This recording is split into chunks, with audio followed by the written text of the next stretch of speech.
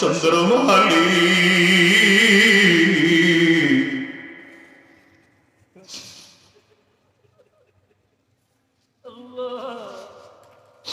তো সুন্দর করে কে বানাইল রে যুবক?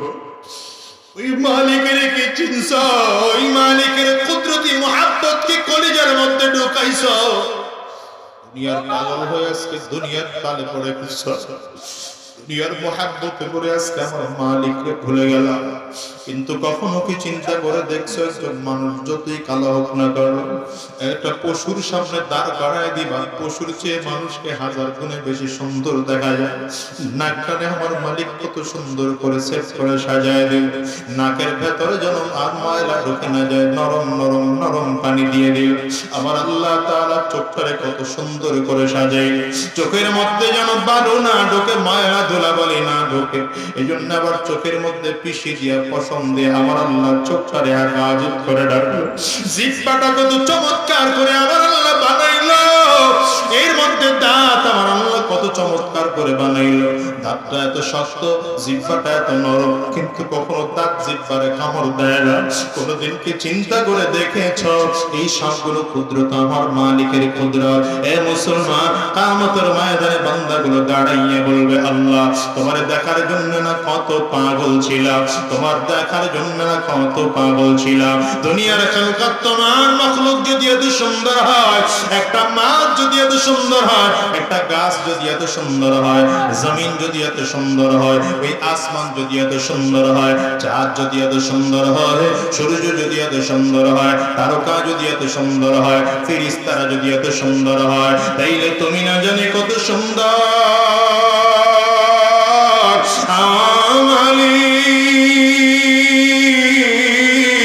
তোমার দিদার আমরা চাই, তোমার কুদরতি চারা বান্দাদের দিকে একটু তুলো। আমার মালিক ফেরেশতাদেরকে বলবেন, ফেরেশতারা তাড়াতাড়ি কর, আমি আল্লাহ পাকের নূরের পর্দাগুলো সরায় দে। মালিকের দেখার আগে আগে বান্দাদেরকে বসিয়ে দেওয়া হবে, প্রত্যেকের হাতের মধ্যে জান্নাতি তাসনিম নামের সুগন্ধি মিশ্রণ করা থাকবে। আমার মালিক কয় আলাল আরাইক ইয়ানজুরুন তারিফু ফি ওয়ুজুহিহিম নাযরাতান নাঈম ইউসকাউনা মির রাহিকিম মাখতুম খিতামুহু মিসক ওয়া ফি যালিকা ফালইয়াতানাফাসিল মুতানাফিসুন ওয়া মিজাজুহু মিন তাসনিম আইনান ইয়াশরাবু বিহাল মুকাররাবুন।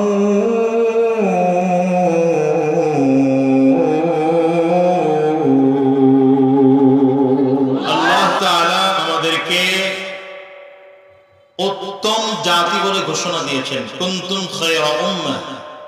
আল্লাহ কি বলেছেন? এই জাতি উত্তম জাতি। উত্তম জাতি হওয়ার অনেকগুলো কারণ আছে, অনেকগুলো বিষয় আছে। যত নবীরা এসেছিলেন, সমস্ত নবীদের সরদার হলেন আমাদের নবী। সব নবীদের সরদারকে বলেন না? ইমামুল আম্বিয়া, সাইয়্যিদুল আম্বিয়া, ইমামুল মুরসালিন, সাইয়্যিদুল মুরসালিন। শুধু তাই না, আল্লাহ তাআলা আমার নবীর ব্যাপারে বলেন খাতামুন নবিয়্যিন, আমার নবীর মাধ্যমে নবুয়তির দরজা বন্ধ করে দেওয়া হয়েছে, আর নবী রাসূল আসার সুযোগ নেই। এমন একজন নবীর উম্মত আল্লাহ তাআলা বানিয়েছেন, যেই নবীর উম্মত হওয়ার জন্য অন্যান্য নবীরা আল্লাহ পাকের কাছে দরখাস্ত করেছেন, আবেদন করেছেন, অ্যাপ্লিকেশন করেছেন। আল্লাহ নবী না বানিয়ে শেষ নবী মুহাম্মদুর রাসূলুল্লাহর উম্মত বানাও। আমরা জানি একজন নবীর দোয়া আল্লাহ কবুল করেছেন। কোন নবীর দোয়া? আল্লাহু আকবার। হযরত ঈসা আলাইহিস সালাতু ওয়াস সালামের দোয়া আল্লাহ তাআলা কবুল করেছেন। পয়গম্বর ঈসা আলাইহিস সালাতু ওয়াস সালাম আবারো আসবেন, নবী হয়ে নয়, শেষ নবীর উম্মত হইয়া। সুবহানাল্লাহ বলবেন না? আরো জোরে বলবেন না? মুসলমান কথা কয় কয়।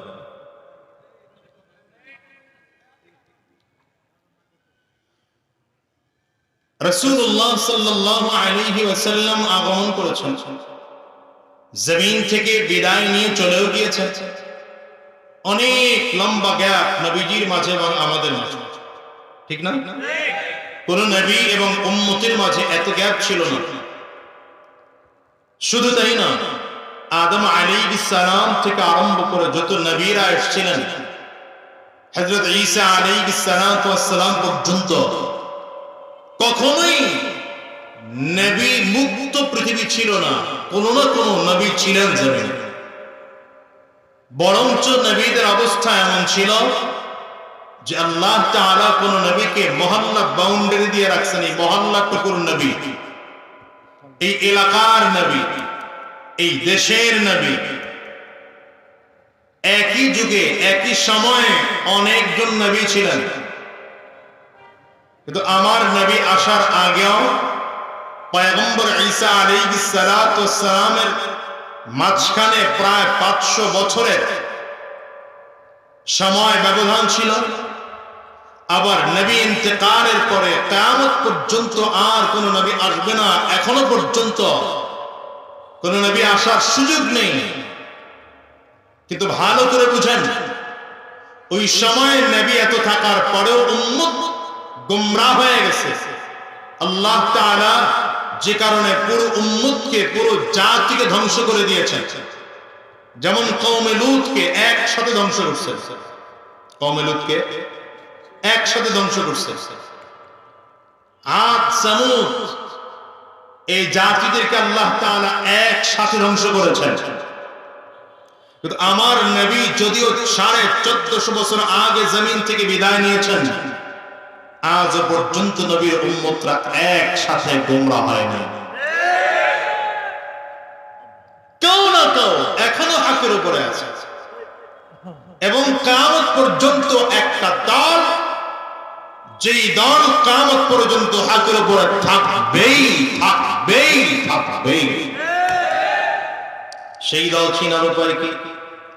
সেই দল চিনার উপায় নবী নাম বলে যান নাই, নাম বলে যান নাই যে অমুক নামের দল, অমুক ফেরকা, অমুক জায়গা। না, ছোট্ট আলামত বলে দিয়েছে। কি আলামত? মা আনা আলাইহি ওয়া আসহাবি, মা আনা আলাইহি ওয়া আসহাবি। নবী বলেন, অন্যান্য নবীর উম্মতেরা 72 দলে ভাগ হয়ে গিয়েছে, আমার দলের উম্মতেরা 73 দলে ভাগ হয়ে যাবে। তবে হক কারা জানো, হক কারা জানো, সত্য কারা জানো? যেই দল আমি এবং আমার নবীর সাহাবীদের তরিকায় থাকবে সেই দল হক। যেই দল আমি এবং আমার নবীর সাহাবীর তরিকায় থাকবে না সেই দল কোনোদিন হক হতে পারে না। নবী কথা কেন বলে গেলেন? বলে গিয়েছেন এই জন্য যে ইসলামের কিছু কিছু ব্যাপার থাকে যেটা খুঁজে নিতে হয়। দুধের মধ্যে মাখন আছে সবাই জানে, কিন্তু মাখন কি চাইলেই পাওয়া যায়? বলেন না কেন? দুধের মধ্যে মাখন আছে, কিন্তু চাইলেই কি মাখন পাওয়া যায়? না, মাখন পাইতে হলে দুধের মধ্যে মেহনত করতে হয়। কথা বলে না কেন? মেহনত করে নেওয়ালা ব্যক্তি সঠিক পদ্ধতি যদি জানে তাহলে দুধ থেকে মাখন বের করতে পারে।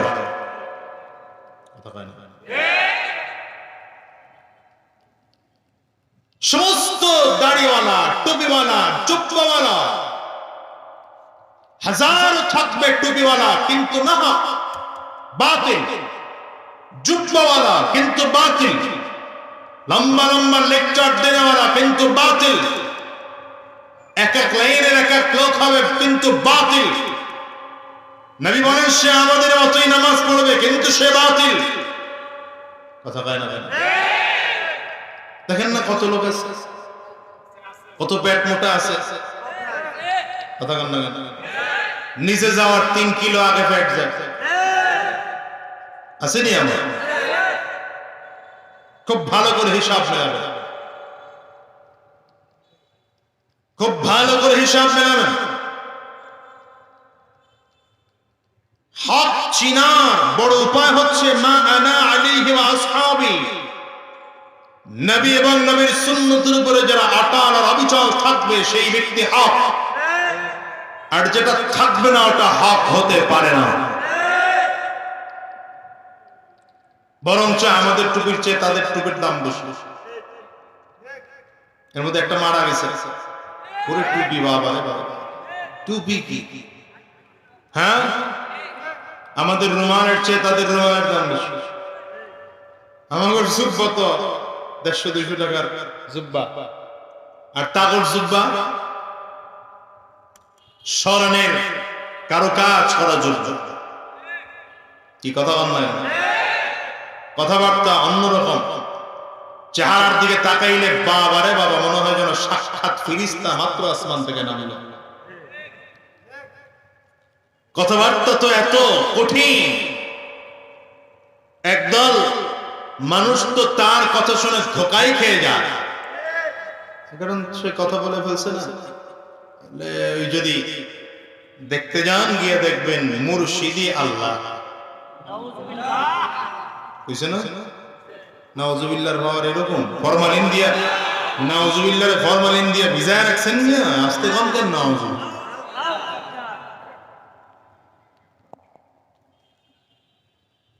তো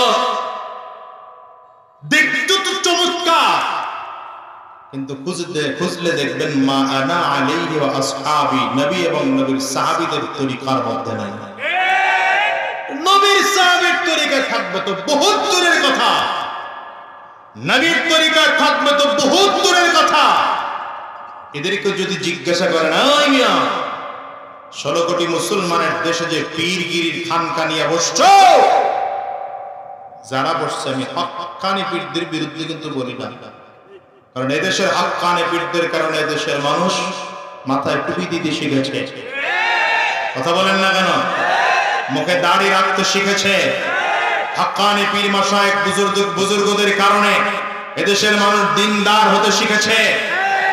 এদেশের এই যে যার নামে আজকের এই মাদ্রাসা, হযরত ওয়ারিস রাহমাতুল্লাহি আলাইহি, ওয়াইস রাহমাতুল্লাহি আলাইহি আব্বা কুব্বাদ রাহমাতুল্লাহি আলাইহি ছিলেন।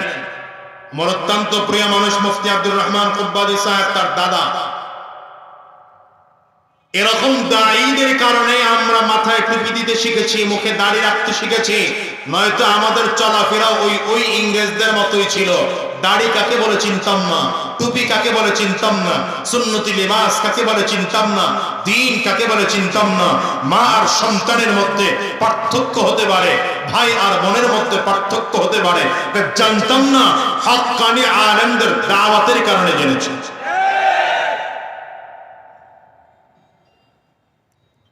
তো ওই পীরদের বিরুদ্ধে বলছি না, ভণ্ডদেরকে যদি প্রশ্ন করেন, 16 কোটি মুসলমানের দেশে খানকা খুলে বসছো বেটা, তোমার তো জীবনে কোনোদিন শায়খুল হাদিস আল্লামা আজিজুল হক রাহমাতুল্লাহি আলাইহির দরসে দেখি নাই।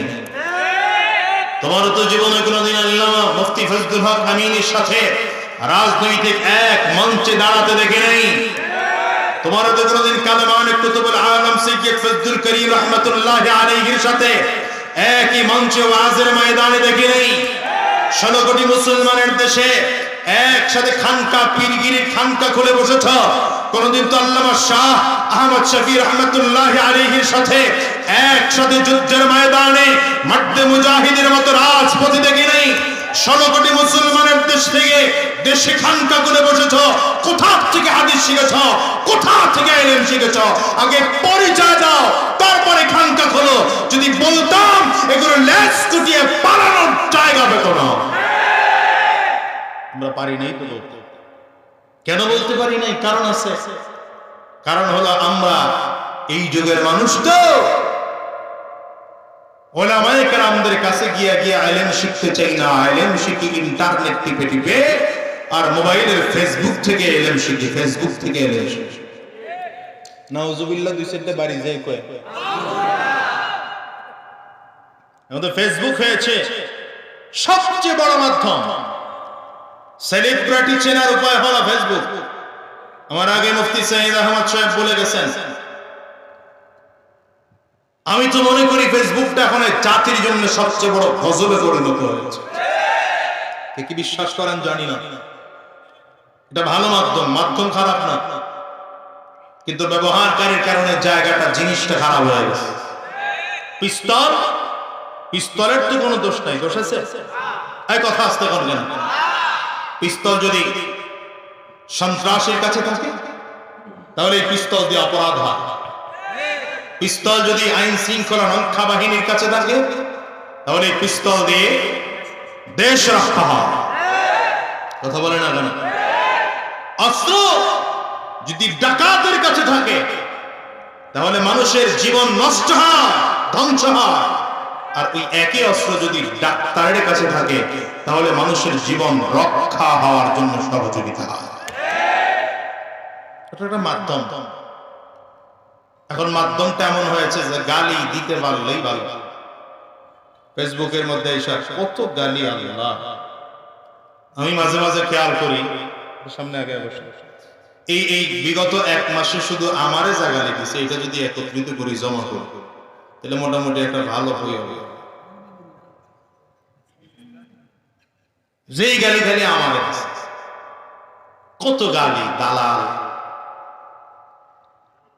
হ্যাঁ, গালির শেষ নাই। এই গত এখন এক মাসও বাদ দিলাম, এই যে এই 10 দিনই যা দিচ্ছে।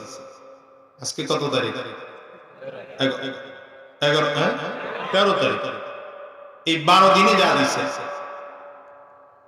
আপনি বলেন তো একজন আলেমকে গালি দিয়ে আপনার কতটুকু সওয়াব হচ্ছে? বলেন আপনি আমাকে, ঠান্ডা মাথায় উত্তর দেন, ঝগড়া নাই।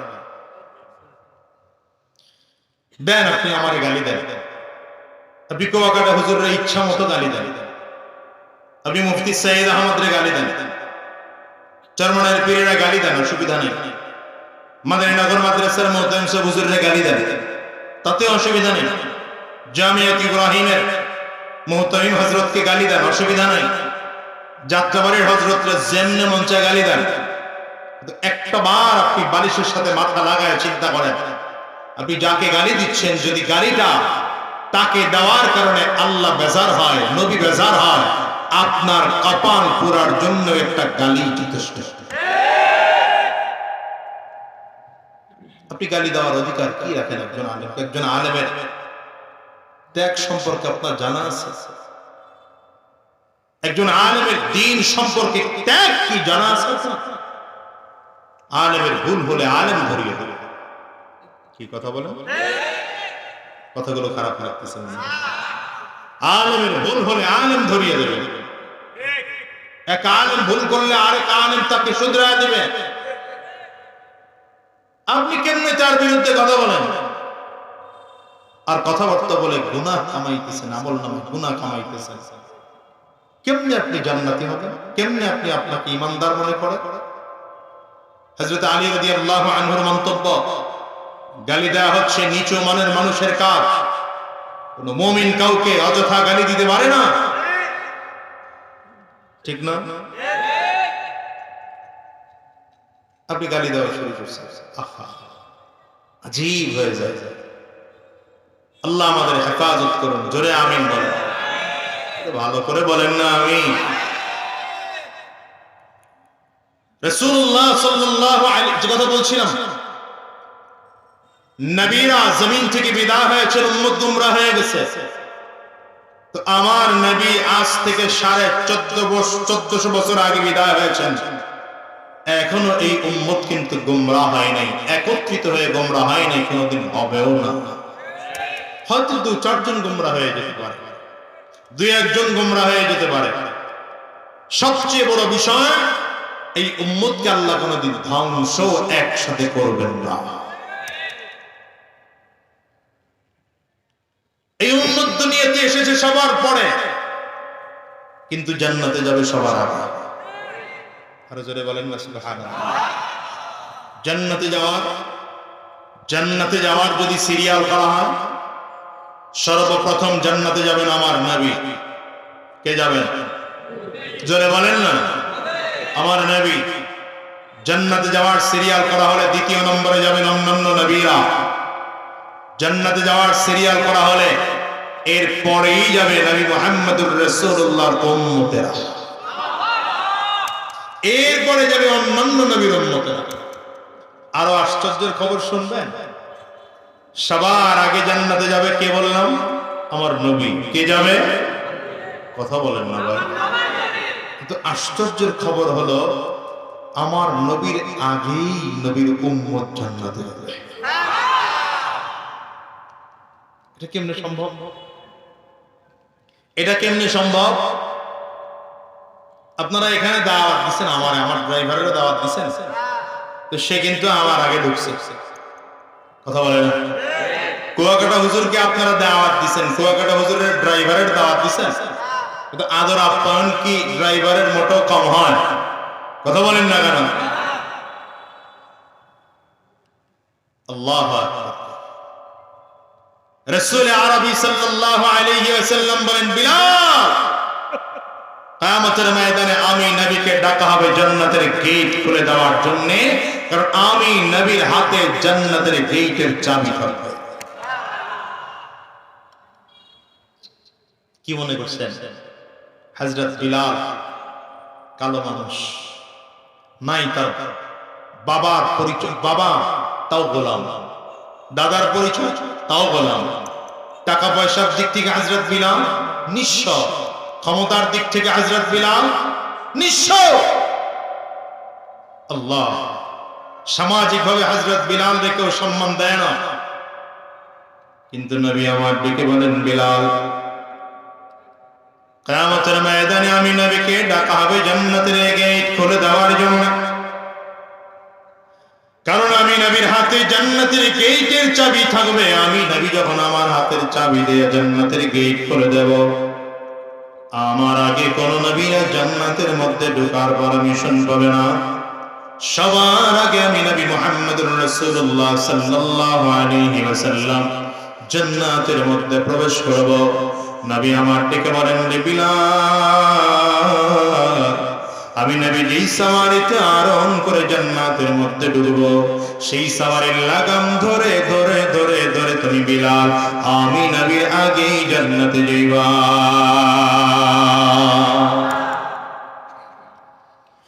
শেষ নবীর উম্মতের কত দাম! এ মুসলমান, শেষ নবীর উম্মতের কত দাম! কিয়ামতের ময়দানে সব নবীর উম্মতদেরকে একত্রিত করা হবে।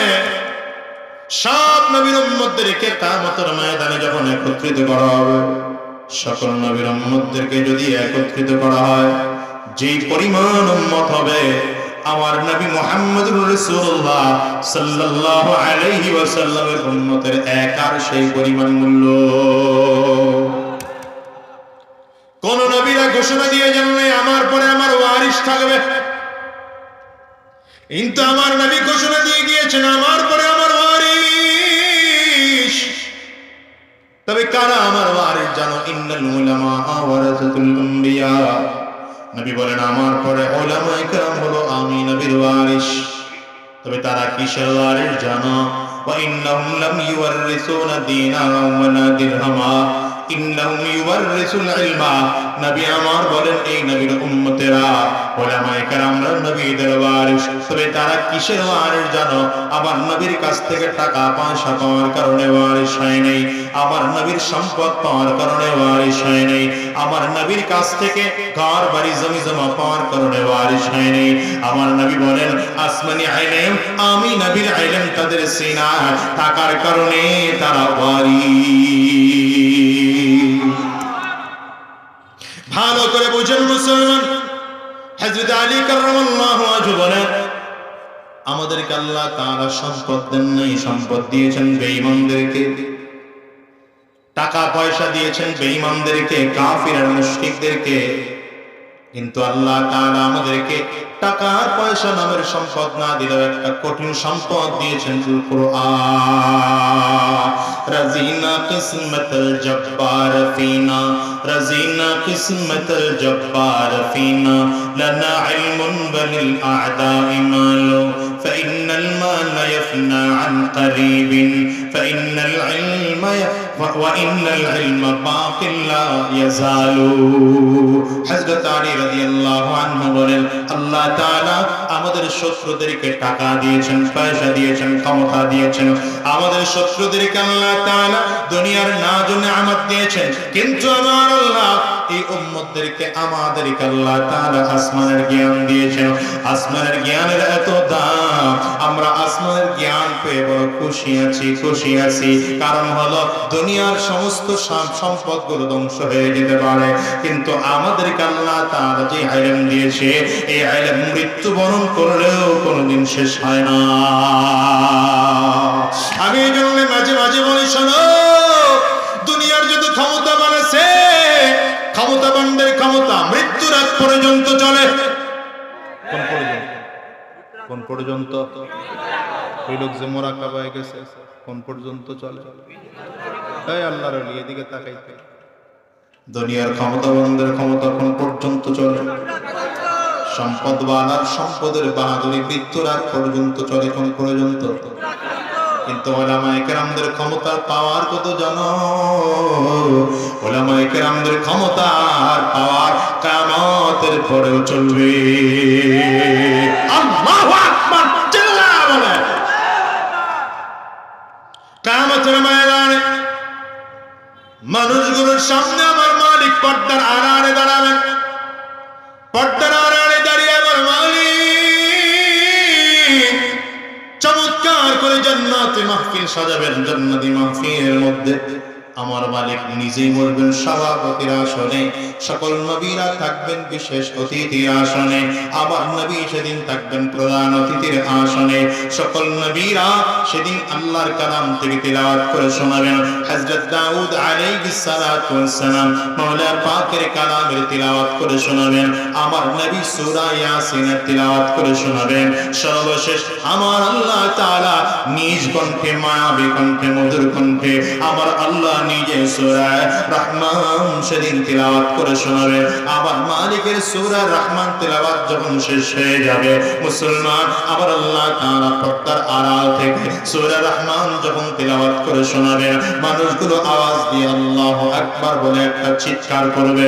এমন চিৎকার দিবে, এক চিৎকারে 8 কোটি বছর বেহুশ হয়ে থাকবে। হুঁশ ফিরে আসার পরে আমার মালিক ডাক দিবেন, এ বান্দারা, আমি আল্লাহর নাম তারও কিছু কি চাও?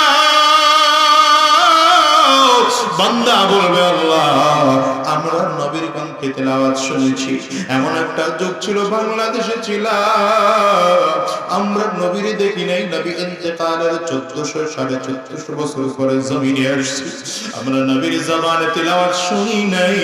নবীর প্রেমে মদিনায় চলে গিয়েছি, মদিনায় গিয়া হজের সমস্ত হুকুম আহকাম শেষ করে আমরা ওই মদিনার উদ্দেশ্যে দৌড়াইছি। মনটার মধ্যে বড় ব্যথা, কাবা তাওয়াফ করি তারপরও মন ভরে না, সাফা মারওয়া দৌড়াই তারপরও যেন মনে একটু শূন্যতা কাজ করে। মাকামে ইব্রাহিমের পাশে দাঁড়াইয়া 2 রাকাত নামাজ আদায় করি, তারপরও যেন একটু শূন্যতা কাজ করে। হাজরে আসওয়াদ চুম্বন করি, তারপরও যেন একটুখানি শূন্যতা কাজ করে। আরাফার ময়দানে গিয়ে অবস্থান করি, তারপরেও যেন শূন্যতা কাজ করে। ওই জায়গায় দৌড়াই, হাজরার কামগুলো যখন শেষ হয়ে গেল, মনটা আর মক্কায় থাকতে মনে চায় না। বাংলাদেশে ফিরার আগে মনে হয় যেন নবীর রওজার পাশে একটু দাঁড়ায় যায়। বান্দাগুলো দৌড়ায় নবীর রওজার পাশে দাঁড়ায় আছে, নবীর রওজার পাশে দাঁড়িয়ে যায়। কত হাজী সাহেবরা বলে, হুজুর ওখানে যখন দাঁড়িয়ে যায় ভিড় জমে গেলে অন্যান্য পুলিশেরা এসে বলে, ইয়া আল্লাহ ইকদাম ইয়া হাজী সোরা, হাজী সাহেব এখানে দাঁড়াও না, তাড়াতাড়ি করো, ভিড় জমাইও না। কত হাজী সাহেবরা বলে, হুজুর আমার নবীর রওজার পাশে গিয়ে যখন দাঁড়ায় মনটাই চায় না ফিরে আসি। যখন হাজী সাহেবদেরকে পুলিশেরা তাড়ায় দেয়, তখন মনে হয় যেন নবী আমার উম্মতের কলিজাটার মধ্যে হাত দিয়ে টান দেয়, উম্মতি যাবি না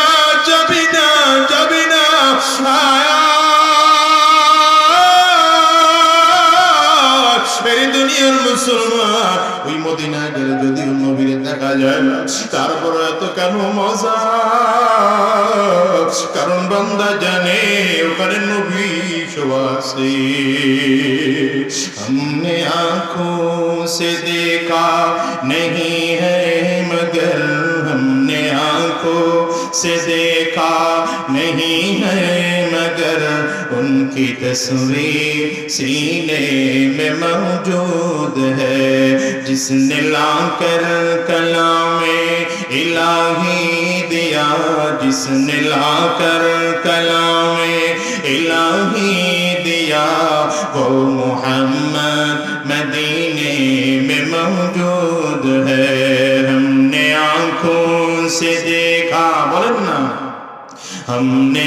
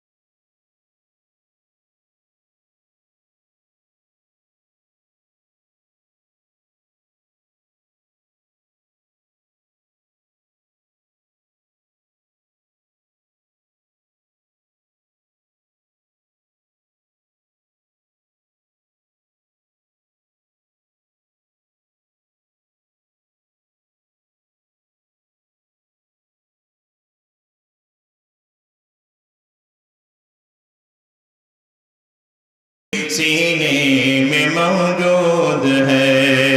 কষ্ট হয় আমার কলিজার টুকরা যুবক, আমি তোমাদের কাছে জানতে চাই যুবক, ভালো করে শোনো। আমেরিকায় যাও, চাইনা যাও, জাপান, জার্মান, ইন্দোনেশিয়া যাও, ফ্রান্স, মালয়েশিয়ায় যাও, কত জায়গায় জায়গায় দৌড়াও, বলো বলো আমার নবীর রওজায় যাইতে মনে চাই কি চায় না? মুসলমানদের কার কার মনটায় চায়? দুইটা হাত তুলে মালিকের একটু ডাক দাও, আওয়াজ দিয়ে বলো আল্লাহ, জোরে জবান খুলে বলো আল্লাহ, চিৎকার করে বলো আল্লাহ। ওগো দয়ার মালিক, যতগুলো গোলাম আমরা দুইটা পুজো করেছি, তুমি ভালো করে জানো, দিলের খবর তুমি ভালো করে জানো। এই উম্মতেরা দুইটা হাত পূজা করেছে, আল্লাহ জীবনে একটা বার হলো তোমার নবীর রওজার পাশে দাঁড়াইতে চায়, কাবার সামনে গিয়ে দাঁড়াইতে চায়, আল্লাহ মাকামে ইব্রাহিমের পাশে গিয়ে দাঁড়াতে চায়, হাজরে আসওয়াদ চুম্বন করতে চায়, ওই আরাফায় অবস্থান করতে চায়। এই হাতগুলো খালি ফেরায় দিও না, দয়ার মালিক। সাদা চিঠিকে সাধ্য হয়তো আমাদের কারণ থাকতে পারে, তবে তুমি যদি চাও, সাধ্যের দরকার হয় না, সাধ্যের দরকার হয় না, তোমার কুদরত চাইলে আমাদেরকে নবীর রওজার পাশে দাঁড় করায় দিতে পারে। ও দুনিয়ার মুসলমান, ভালো করে বুঝো, কিয়ামতের ময়দানে আমার আল্লাহ তাআলা নিজের কণ্ঠে চমৎকার করে করে আমার নবীর পরে আমার আল্লাহ নিজে সূরা রহমানের তিলাওয়াত করে শোনাবেন। মালিকের তিলাওয়াত যখন শেষ হয়ে যাবে, আমার আল্লাহ তাআলা তখন পর্দার আড়ালে বসে আছেন। আমার আল্লাহ ফেরেশতাদের, আমার আল্লাহ তাআলা পৃথিবীর বান্দাদেরকে দিকে তাকিয়ে বলবেন, হে বান্দারা বলো বলো আমি আল্লাহ পাকের আর কোন কোন নিয়ামত বাকি আছে, কোন নিয়ামত তোমরা আর উপভোগ করতে চাও? বান্দাগুলো সব hayran হয়ে হয়ে যাবে, পেরেশান হয়ে যাবে। আমার আল্লাহর এত নেয়ামত, আর কোন নেয়ামত বাকি থাকতে পারে? সর্বশেষ আমার নবীর জবানেও কিতাব কোরআনের তিলাওয়াত শুনলাম, আমার মালিকের কণ্ঠ কালামে পাকের তিলাওয়াত শুনলাম। আর কোন নেয়ামত বাকি থাকতে পারে? এই মানুষগুলো কিয়ামতের ময়দানে বুঝবে।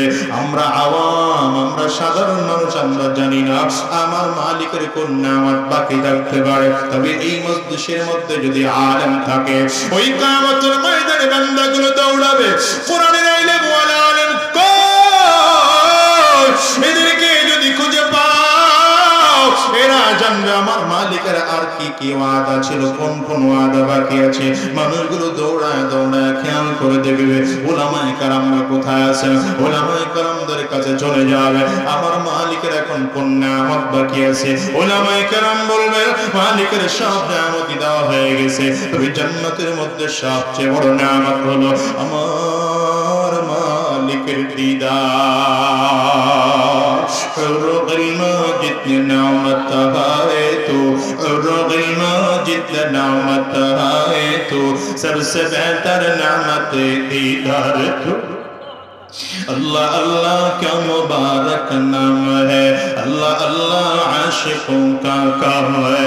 जन्नतेर मध्य যত হুর আছে, যত গিলমান আছে, যত নাজ আছে, যত নিয়ামত আছে, যত যত যত নিয়ামত থাকতে পারে, সবচেয়ে বড় নিয়ামত আমার মালিকের দিদার। বান্দাগুলো দাঁড়ায় বলবে আল্লাহ এত নিয়ামত, এত নিয়ামত, কিন্তু এখনো পর্যন্ত আমার তোমার কুদরতি চেহারাটা দেখলাম না। তোমার কুদরতি চেহারাটা যদি কত সুন্দর, তুমি গাছ যদি এত সুন্দর করে বানাইতে পারো, জমিন যদি এত সুন্দর করে সাজাইতে পারো, তোমার কুদরতি হাতে একজন মানুষ যদি এত সুন্দর হতে পারে, যেই মানুষটার চেহারা এত সুন্দর, মানুষটার নাকটা কত সুন্দর করে সেট করেছো, মানুষের চোখটা কত সুন্দর করে সেট করেছো, মানুষের জবানটারে কত চমৎকার করে সেট করেছো, তোমার কুদরতি হাতের মানুষ যদি এত সুন্দর হয়, একই বাবার সন্তান, একই মায়ের সন্তান, 5 সন্তানের 5 রকম চেহারা, 5 সন্তানের 5 রকম কণ্ঠ, 5 সন্তানের 5 রকম জ্ঞান বুদ্ধি, 5 সন্তানের 5 রকম চিন্তা চেতনা। কিয়ামত বান্দাদের সাথে দেখা দেওয়ার আগে সব বান্দাদেরকে জান্নাতের মধ্যে চমৎকার স্বর্ণের চেয়ার, যে স্বর্ণের চেয়ারের মধ্যে আবার মুতি দিয়ে কারুকাজ করা থাকবে, এমন চেয়ারের মধ্যে আল্লাহ তাআলা বান্দাদেরকে বসায়া দিবেন। সব বান্দাদেরকে জান্নাতি হুরেরা মেহমানদারি করাবে। এদিকে মাছের কলিজা ভোনা, দ্বিতীয় দিকে আবার আমার মালিকের পক্ষ থেকে জান্নাতি তাসনিম নামের সুগন্ধি মিশ্রিত পানীয় নিয়ে হাজির। আল্লাহর বান্দা একটা টুকরা কলিজা মুখের মধ্যে দেয়, আবার জান্নাতি তাসনিম নামের সুগন্ধি যুক্ত পানীয় মুখের মধ্যে দেয়। হঠাৎ করে বান্দাগুলো খেয়াল করবে উপর দিক থেকে একটা আলো, যেন কেমন আলো কপালের মধ্যে এসে পড়েছে।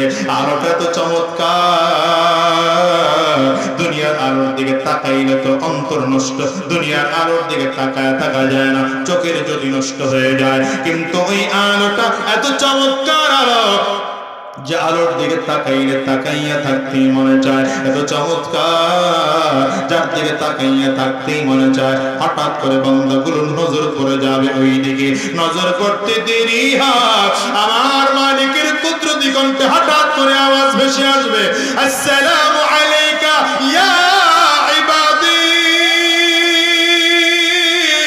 এরে আমার বান্দারা, আমি আল্লাহর পক্ষ থেকে সালাম গ্রহণ করো, আমি আল্লাহ পাকের পক্ষ থেকে সালাম গ্রহণ করো। বান্দাগুলো নজর দেবে আমার মালিকের দিকে। আমার নবী কয় কান্নাল বাদারা, আমার মালিক এত চমৎকার দেখতে, যেমন আকাশের 14 তারিখের চাঁদ দেখতে কারো কষ্ট হয় না, কারো ভিড়াভিড়ি লাগে না। আকাশের 14 তারিখের চাঁদ যেমন সব ক্লিয়ার করে দেখে, আমার মালিকরাও কিয়ামতের ময়দানে ওভাবেই ক্লিয়ার দেখবে। আমার মালিকের সালাম শুনে বান্দাগুলোর কলিজা ঠান্ডা হয়ে যাবে, বান্দাগুলো মালিকের চেহারার দিকে তাকাইয়া থাকবে। এক নজরে 70,000 বছর চলে যাবে, 70,000 বছরের মধ্যে বান্দা চোখের পলক পর্যন্ত ফেলবে না। এই 70,000 বছরের মধ্যে জানো চমৎকার করে দক্ষিণ দিক থেকে বাতাস আসবে, বাতাসটা তো চমৎকার বাতাস, বাতাসের কারণে চেহারার লাবণ্যতা আরো বেড়ে যাবে, চেহারার সৌন্দর্য আরো বেড়ে যাবে। ওরে মানুষ জানো মালিকের কুদরত কত চমৎকার, মালিকের সাক্ষাৎ কত চমৎকার। আমার ভাইরে, আজকের এই ময়দানে যারা হাজির হয়ে গিয়েছো, বলো বলো বলো বলো, কিয়ামতের ময়দানে আমার মালিকের দিদার চাও কি চাও না? যদি আমার মালিকের দিদার চাও, দুনিয়ার সম্পদের মায়া কলিজার থেকে বের করে দাও, টাকার মায়া কলিজার থেকে বের করে দাও, ক্ষমতার মায়া কলিজার থেকে বের করে দাও, সম্পদের মায়া কলিজার থেকে বের করে দাও, কলিজার মধ্যে মালিকের মহব্বত কলিজার মধ্যে ঢোকাও। দুনিয়ার সব ছাড়তে পারি, মালিকের মহব্বত ছাড়তে পারবো না। ক্ষমতা ছাড়তে পারি, মালিকের মহব্বত ছাড়তে পারবো না। দুনিয়ার সব ছেড়ে দিতে পারি, আমার মালিকের মহব্বত ছাড়া যাবে না। এই দুনিয়ার মানুষ, মালিকের মহব্বত যদি অন্তরে জায়গা করতে হয়, অন্তরটাকে গুনাহ মুক্ত রাখতে হবে, গুনাহ মুক্ত রাখতে হবে। আমার মালিক কয়, ইন্নাল্লাযীনা আমানু ওয়া আমিলুস সালিহাত লাহুম জান্নাতুন তাজরি মিন তাহতিহাল আনহার যালিকাল ফাওজুল কাবীর। আমার আল্লাহ তাআলা বলেন, ঈমান যদি গ্রহণ করতে পারো, নেক আমল দিয়ে যদি সিনাটারে ভরপুর করে রাখতে পারো, ভালো করে বুঝে যুবক, শয়তান কিন্তু তোমার পিছনে দাঁড়ানো, তোমাকে ধোঁকা দিয়া দিয়া দিয়া দিয়া গুনাহ করানোর জন্য শয়তান কিন্তু 24টা ঘন্টা লেগে আছে। একটা বারের জন্য খেয়াল করে দেখো, শয়তানের ধোঁকায় পড়ে গুনাহ করবে না, মালিকের মহব্বত করে নেকের কাজ ধরবে। শয়তানের ধোঁকায় পড়ে নামাজ ছেড়ে দিবা না, আমার মালিকের মহব্বতে নামাজ আদায় করবা। শয়তানের ধোঁকায় পড়ে রোজা ছেড়ে দিবা না, আমার মালিকের মহব্বতে পড়ে রোজা রাখতে আরম্ভ করবা।